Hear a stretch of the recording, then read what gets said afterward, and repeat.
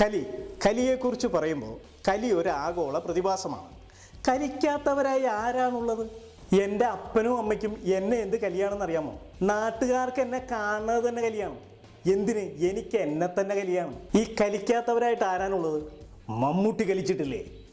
മോഹൻലാൽ കലിച്ചിട്ടില്ലേ? സുരേഷ് ഗോപി കലിച്ചിട്ടില്ലേ? ജയറാം കലിച്ചിട്ടില്ലേ? ദിലീപ് കലിച്ചിട്ടില്ലേ? പൃഥ്വിരാജ് കലിച്ചിട്ടില്ലേ? നിവിൻ പോളി കലിച്ചിട്ടില്ലേ? ഫഹദ് ഫാസിൽ കലിച്ചിട്ടില്ലേ? നിങ്ങൾ കലിച്ചിട്ടില്ലേ? ഞാൻ കലിച്ചിട്ടുണ്ട്. എന്തിനധികം ഈ സന്തോഷ് പണ്ഡിറ്റ് വരെ കലിച്ചിട്ടില്ലേ? ദേ, മമ്മൂട്ടിയുടെ കലി ഇങ്ങനെയായിരുന്നു.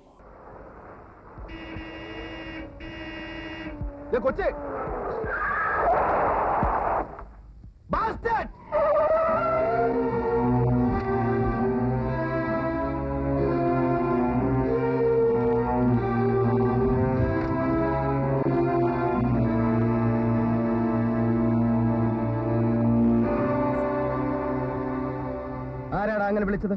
ഞാനാണ്. കാർ ഓടിക്കുമ്പോ തനിക്ക് കണ്ണൂടെ ഒരു കൊച്ചോടി പോയി താങ്കണ്ടില്ലേ? നടു റോഡിലാണല്ലോ പിള്ളേരെ കളിക്കുന്നത്. കാർ ഓടിക്കുന്ന റേസ് കോഴ്സിൽ കൂടെ അല്ല, മനുഷ്യർ നടക്കുന്ന വഴി കൂടെയാണ്. അത് താൻ ആദ്യം ഓർക്കണം. ഞാൻ ചാടി വീണില്ലാണെങ്കിൽ താൻ ആ കുഞ്ഞിനെ കൊന്നേനെ. Do you know that? Sorry. ഇതോ കലി. കലിക്കാത്തവരായി നമ്മൾ ആരുണ്ട് മക്കളെ? 10ാം ക്ലാസ് പരീക്ഷ ആദ്യമായി തോറ്റപ്പോൾ എൻ്റെ അച്ഛനമ്മമാർ ആദ്യമായി എന്നോട് കലിച്ചു. എൻ്റെ അച്ഛനമ്മമാരെന്നോട് കലിച്ചപ്പോൾ ഞാൻ തിരിച്ച് അവരോടും കലിച്ചു. സീരിയൽ കണ്ടുകൊണ്ടിരുന്നപ്പോൾ ചാനൽ മാറ്റിയതിന് എൻ്റെ ഭാര്യ രണ്ടാമത് എന്നോട് കലിച്ചു. അവസാനം എൻ്റെ കലി കാണണമെന്ന ആഗ്രഹത്തിൽ എൻ്റെ ചങ്ങാതി എന്നോട് കലിച്ചു. കലികാല വൈഭവം എന്ന് പറഞ്ഞാൽ മതിയല്ലോ. ഓരോന്ന് പറയുമ്പോൾ കലി കയറാൻ ഈ ഉള്ളവൻ്റെ ജീവിതം പിന്നെയും ബാക്കി. ഇനി മോഹൻലാലിൻ്റെ കലി എങ്ങനെയാണെന്ന് നോക്കാം.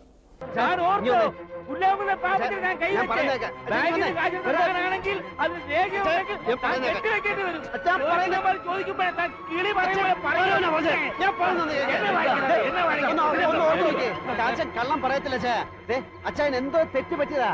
ശരിയാണ്, തെറ്റ് പറ്റിയത് എനിക്കാ. നിന്റെ അപ്പന്റെ പള്ളിക്കച്ചടത്ത് ഞങ്ങൾ കൊടുത്തു. അതാ ഞങ്ങൾക്ക് പറ്റിയ തെറ്റ്. കല്യാണം അറിയുന്നവരൊക്കെ പിന്നെ നടത്താം. പെണ്ണ് കേൾക്കാനും വീട്ടിൽ നിൽക്കട്ടെ. അവളോടും വേണ കാശുണ്ടാക്കാൻ വല്ല വഴിയും നോക്കാൻ.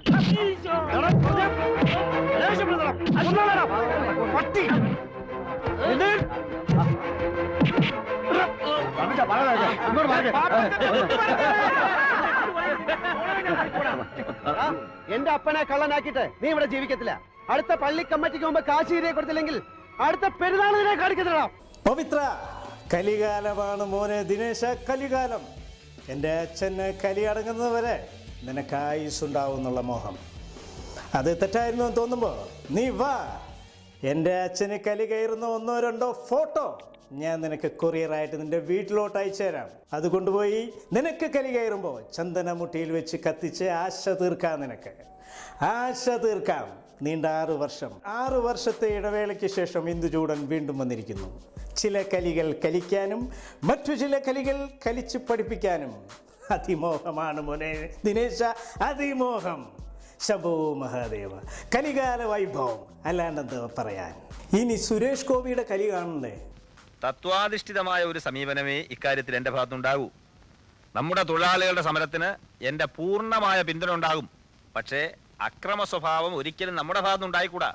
ധനവാനൻ മുതലാളി സുപ്രീം കോടതിയിൽ നിന്ന് നേടിയിട്ടുള്ള ഉത്തരവനുസരിച്ച് അയാളുടെ സ്വത്തിനും ജീവനും പരിപൂർണമായ സംരക്ഷണം കൊടുക്കേണ്ട ബാധ്യത ഈ രാജ്യത്തെ ആഭ്യന്തരമന്ത്രി എന്നിൽ. നിങ്ങൾ പറഞ്ഞതിന്റെ അർത്ഥം എനിക്ക് മനസ്സിലായി. തൊഴിലാളികളെ സപ്പോർട്ട് ചെയ്യുന്നു എന്ന് പറയുമ്പോൾ തന്നെ മുതലാളിക്ക് സംരക്ഷണം കൊടുക്കുക. ഇങ്ങനെ 2 വള്ളത്തിൽ ചവിട്ടി നിൽക്കരുത് നേതാവേ. ശ്രീധര, എക്സ്ട്രീമിസം ആത്മഹത്യാപരമാണ്. അത് ആരെയും എങ്ങും കൊണ്ടെത്തിക്കില്ല. ഞങ്ങൾക്ക് ഇനി തിരിഞ്ഞു മറിഞ്ഞു നോക്കാൻ ഒന്നുമില്ല. തത്വങ്ങളോ മര്യാദയോ ഒന്നും പട്ടിണിക്കാരന്റെ മുമ്പിൽ ഒരു പ്രശ്നമല്ല. അതുകൊണ്ട് ആരുടെ മോഹൻ രക്ഷിക്കാനും എനിക്ക് കാത്തു നിൽക്കാൻ പറ്റുകയില്ല. ശ്രീധര, ഒന്നുകിലെല്ലാം നന്നായിട്ട് തീരും, അല്ലെങ്കിൽ എല്ലാം തകരണം. കലി മോഹൻ തോമസിന്റെ ഉച്ചിഷ്ടവും അമേദ്യവും 3 നേരം വെട്ടുവിഴുങ്ങി അവന്റെ കാൽ കീഴിൽ കിടക്കുന്ന നിന്നെയും ഇവനെയും പോലുള്ള പരമ ഡാഷ് മോഹന്മാർക്ക് ചേരൂ കലി എന്ന പേര്.